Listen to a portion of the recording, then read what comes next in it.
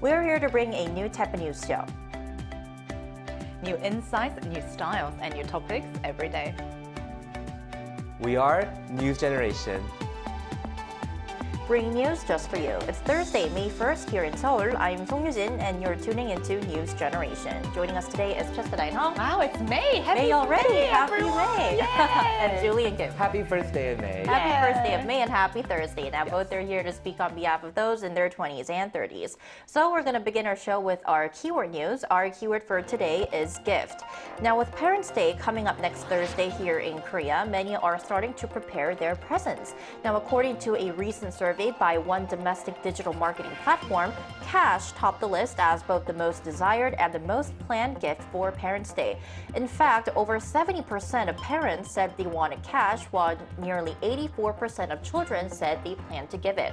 However, this year's average gift budget has shrunk, falling to 290,000 Korean won, which is roughly $203, which is down about $56 from last year. Now, experts say the drop reflects ongoing economic pressure from high inflation and a sluggish economy. So starting with you, Julian, how are you planning to spend Parents' Day and any good gift recommendations? Yeah, so I am planning on having a good quality time with my parents, nothing crazy, just good fashion quality time. And for your second question of gift recommendations, just like we mentioned, cash is probably the best present you can give your parents. So you're gonna give your parents the most desired gift on the list that we mentioned Exactly, earlier. straight to the point and it's desirable too. What about you? No, I think cash is a great gift. I think I know my parents will be very happy. You can buy anything that you really want with cash, right? Exactly. And also just the reaction they give when you give Is them it different from other presents? I've written them letters and cards and heartfelt, very sincere gifts versus I've seen how they react when they get cash. I think it's very, very different. But personally, I am visiting my grandparents, but what we usually do, and back in the States, we have Mother's Day and Father's Day. So for Parents' Day, we actually cook a meal for them. And I think this is a great gift recommendation. I think cash is also great, but spending quality time with family, but you actually preparing them a meal and having them feel treated, I think is something really special. And I think that will be a bit more memorable too. I think so too. So it's not that we don't want to give you cash, mom and dad. It's just wink. Right. So really happy Parents' Day to all the parents who are watching our show. And that was our keyword news for this Thursday. So we're now going to move on to our main discussion of the day, Thursday. While we usually shine a spotlight on the Korean wave and the global appeal of Korean culture, today's topic is a little bit different. So take a look at the screen to find out more. Today is May 1st, Labor Day in Korea. It's a day to recognize and appreciate the contributions of workers and to boost workplace morale. In light of this day, we will explore how our generation sees labor. So for our topic today, we are going to go through a few real-life workplace scenarios that have been sparking debate among young workers here in Korea through our ONX segment. So what used to be seen as the norm for previous generations, for example, our parents and grandparents, is now being re-examined and in some cases outright challenged by young workers. So we're going to get right to it to our first scenario, which is you should arrive at work at least 10 minutes early to get ready. Are you guys ready? Yes. 1, 2, 3. So X and O. Let's start with X, Julian. Yeah, so many of us in a generation see every single minute as precious time outside of work hours. So if we're having to have the common courtesy to arrive to work 5 to 10 minutes early, then many of us in a generation feel that we are able to shut off our computers and also leave work 5 to 10 minutes early too. Every minute counts and all those times just add up. So people believe that if they have to come in early, they should be compensated for doing so. And I think that to elaborate a bit more on that, you mentioned how every minute counts, and I think that it counts even more during the morning because when considering rush hour, if you want to arrive 10 minutes early, then I think that you'll have to start or get up even earlier than in the afternoon, which is the reason why I think some young workers are kind of hesitant towards arriving a bit early to their regular working hours. And then now we're going to listen to you, Cheska. You chose O. Yes, Why? I did, yes. And for the beauty of today, today's discussion segment, I will play advocate for the other side. I'll play for the other side. As you mentioned, every minute is really precious in the morning. Right. So I think for the benefit of having that extra time to get ready, leaving early could never really hurt. Especially usually we work in South Korea. You know, there's a lot of traffic and rush during the rush hours and unforeseen scenarios that could happen. So it just lessens the pressure if you get a little bit ahead of time. Right. But I think it's something that would be very highly recommended.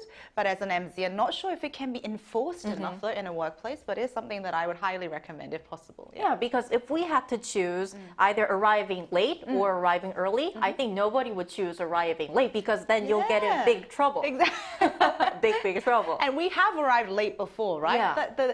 The pressure of getting to the workplace. Yes, and then like encountering your boss. Exactly, like walking in, trying to come up with every possible excuse that could work in your favor, but knowing very clearly that everybody knows that you're late, like everything just piles up and your day just starts in a not so right foot. So I think just a little bit early could never really hurt. Definitely. So for our discussion today, we are going to look at our viewers' opinions for each scenario. So first, we also asked our viewers the same question through a poll on our Arirang뉴스 YouTube channel. If we look at the results, 58% answered yes, while 42% said no. So it's a bit of a neck and neck, I would say. So this is definitely a controversial issue. This was very interesting. It's It very is. close. Yeah. It is very close when compared to other two scenarios that we prepared for our show today. So we're now going to move on to our second scenario. Are you guys ready? Yes. Okay, so next statement. Company dinners or after-hour gatherings with co-workers are part of the job. So I think this is changing. This culture is changing when compared to the previous generations. But in some cases, workers are feeling pressured or even to the extent of feeling mandated to attend. So I want to ask you whether you think this is part of the job. 1, 2, 3. Oh, and then X. Oh, another divided answer. So we're going to start with you, Julian, again. Yeah, so I am aware of this, but there is a strong debate here in Korea whether that this is work or just personal time. Right. And coming from being an American too, this workplace culture is something that I would consider one of the culture shocks I've experienced here in Korea. Now, many people view this more as an important team building exercise to get closer to your work colleagues, and we're doing it to get closer with your work, and therefore I believe that this is considered work hours because other than working, I don't really see why there's a need to do this. So I would say it's part of work hours, and many people do unfortunately feel very pressured to join these company dinners, also known as haeshiks here in Korea. And even traditional companies can like make people feel pressured to drink more and having to go many rounds of drinking and different pub crawling too. So it can be very exhausting, and due to the feeling of obligation and feeling like people need to attend for the sake of getting closer to the colleague, I would say it is part of working. Right, and especially when we go to haeshiks, oftentimes we not just talk about personal life or fun things, but we also talk about work from time to time, which is, I think, another reason why more young workers are feeling that this is also part of their work. Yes, absolutely. But I would also like to be an advocate for the other side because there We're are always for balanced opinions. Yes, I know. Arirang represents fairness, right? There are some opinions, and I think it started more from the traditional side, as we talked about. The haeshi, which is like a team dinner here in South Korea culture, there is definitely a blur between like work and personal time, and especially during these team dinners, we actually get together, and then, as Eugene, you mentioned, we talk about work, but also personal life that we never get to really do at a workplace. So in a way, it is definitely a team building experience, and it is something that helps us get closer on a more personal level. And just to give you an example, here we have haeshik. Yes. When we have great lunch haeshik where we laugh a lot and then we have good food. Exactly. Even sing. Yes, Do you remember? we sing. And you really get to know each other a little bit deeper. And then we also talk about work. So this is something that can be very positive in some instances. However, as Julian mentioned, in some traditional circumstances, there's definitely more enforcement of drinking or mandating that makes it more pressured for certain people that I think is bringing up different arguments about whether this is personal time time or work time. I mean, I kind of relate to the idea that 회식 is not part of the work because for some fun 회식s, Yeah. we really get closer with our colleagues. Exactly.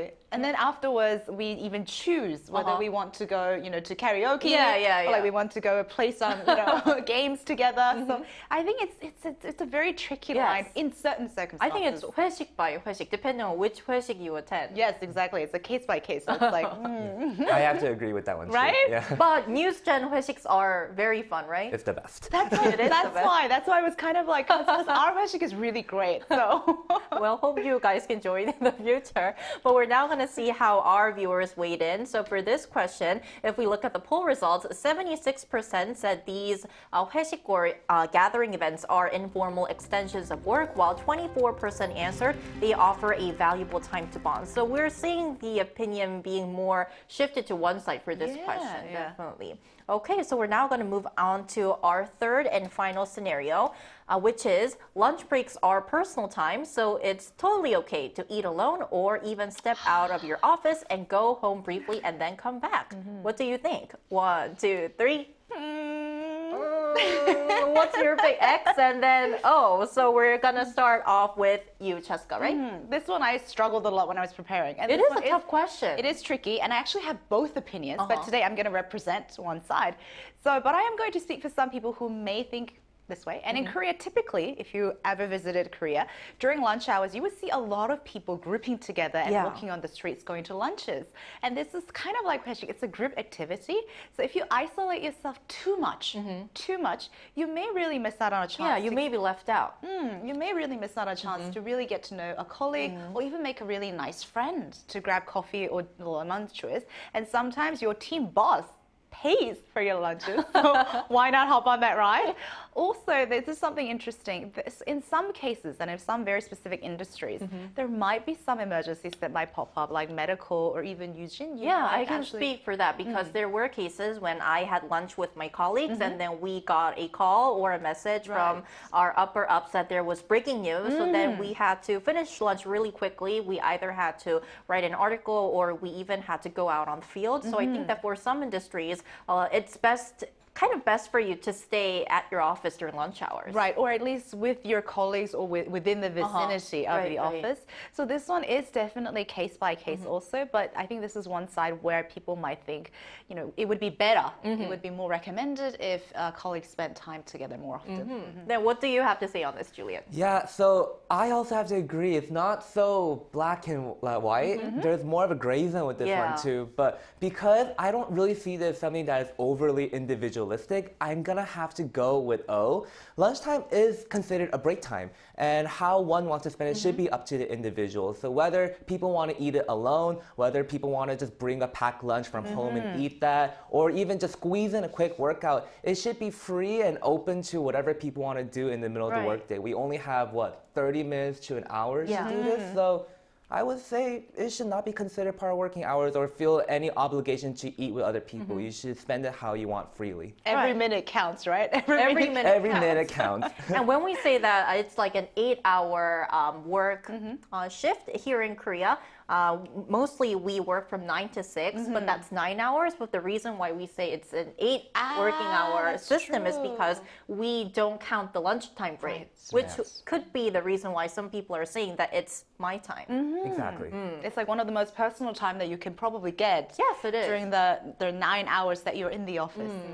Okay, so last but not least, we're going to take a look at our viewers' polls once again. So if we look at the poll results, 63% answered yes, while 37% said no. So more people are feeling that lunch break is my time, my free time.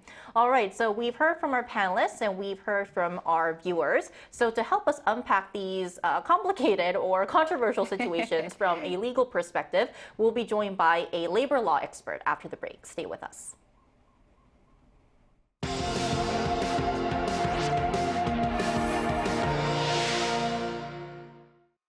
NewsGen wants to hear from you. Go to YouTube and search our channel Arirang News. Click Community and leave a comment down below. Make a new type of news with us. And we're pleased to welcome attorney Kim Ji-soo to our show today. Welcome back to the show, Ji-soo. Good to be here again. Great to see you back. So, Ji-soo, we'd like to first ask you, in Korea, is it legally required for employees to arrive before their scheduled work hours? What's the answer? So it's a question that comes up more than you might think, and the answer is no, it's not legally required. Unless the work officially begins before the scheduled starting time, employees have no legal basis to demand their employees to arrive early. And now if someone voluntarily comes in early, for example, to grab a coffee or to start their work at their own pace, that's one thing. However, if there's an expectation to perform tasks before the clock starts ticking, then that time qualifies as work. And under Korean labor law, all work should be compensated. So it's a matter of fairness, but more importantly, of legal obligations. And we have another interesting question that is hotly debated among MZ generation, and it's team dinners and company outings, which is 회식, as you know, here in Korea. How are they viewed under the law, and are they considered extension of work? So that depends on the nature of the event. And if it's truly voluntarily, if employees are free to participate without the fear of being the consequences, then no, it's not considered a work. However, if participation is expected and if there's some kind of a pressure from their supervisors, or if employees feel that skipping the event might impact their working standard, then we begin to move into different legal categories. And in those cases, courts may see such events as an extension of work. And in fact, if an injury happens during such an occasions, it may even be recognized as a work-related accident under industrial accidental law. So while the setting may be informal, the legal implications can be quite serious over there. Great. So just to wrap things up, I wanted to ask you, what are some important rights and responsibilities that young workers in Korea should be aware of? So I would like to tell every young worker this, don't assume your rights to be automatic. You definitely should know them. Make sure you receive a written contract before you begin, and you have to confirm your wage meets or exceeds the legal minimum, which is currently 10,131 per hour. And if you work more than 15 hours a week, you're entitled to be paid weekly day off, also known as 주휴수당. And don't forget about your right to be enrolled in national insurance programs if you are a part-timer. And I also would like to stress that the rights comes with responsibilities. So you need to show up on time and communicate with your supervisors clearly. And you must do your part, because just as employers must follow these laws, employees also have a role to play in keeping the workplace fair and functional, I must say. Very valuable advice on this Labor Day. All right, Ji-soo, always thank you so much for your insights. Thank you. Thank you. Thank you. Right, so after our discussion and our conversation with Ji-soo, it's clear that workplace expectations are evolving fast when compared to the previous generations. So any closing thoughts on how young workers, our generation, is reshaping this office culture in Korea? I think that's a very interesting question. And I say this with a lot of love, but also with a lot of care, because I do accept that I am biased, because I am Part of the younger generation. Exactly. So I do come with a certain level of perspective from the MZ generation. That's why I say with love and very careful. I do very much respect our previous generations, and I think what they have built is actually helping us build more on top of it. But in a way, I think the positives that the young culture is bringing could possibly outweigh the drawbacks that are happening. So I'm not ignoring the drawbacks that are happening, because I do recognize that some people are actually trying to get away or take advantage of the system. But the things like remote work, or something that Julian mentioned, like spending the lunch hours, or securing our time to either work out, to improve ourselves, or actually for mental and physical health, I think overall could be beneficial as a whole society and as a person. Because in a way, I think it's really important for a company to grow if the workers are actually satisfied and happy. However, I do see a lot of issues in terms of how to balance because Jisoo mentioned it so eloquently, rights and responsibilities always come Yeah, they together. come together. So we can't just go and keep demanding our individualistic behaviors and our hours when we are really part of a community that has a common goal, a company goal, right? That we are going to work towards, and we are legally contracted to work together. But in a way, I think this balance between like how much can we actually secure and how much responsibility should be fulfilled is something that we really need to work with in our generation. Yeah, as well. this is something we should navigate through, but I think that discussions or conversations that we are having on NewsGen could actually facilitate that even I more. really think so. And I really love the poll that we did because it was kind of nice to see how people are actually thinking about these issues. And that can also facilitate changes in the future in the companies as well. Yeah. Definitely. Now, what do you think, Julian? Well, very eloquently said. I agree with everything that you Thank just you. said. Yeah. I represent the MZ generation labor side on the Labor Day. I love it. But there are some few things I do want to mention too. I really do hope that there are more stable jobs for young people because not only will this bring a stronger sense of belonging in the workplace, but it will actually help foster a stronger sense of community and culture too. And going off of community too, I think it's important not to just stand up for our own rights, but for other workers' rights too. Right. As a society, it's crucial to consider how we can uplift everyone too, not just ourselves. By working together, we can create a better working condition, not just for ourselves, but for all of us Oh, too. we're ending off on a very heartwarming note today. And that's all we have for today, but NewsGen will be back tomorrow, Friday at 10:30 a.m. Korea time. Special thanks to Cheska Dainho. Pleasure's always mine. Thank you. Thank you. And Julian Kim. Thank you for having me today. Thank you. And to our viewers, thank you for watching, and we'll see you tomorrow. We are News Generation.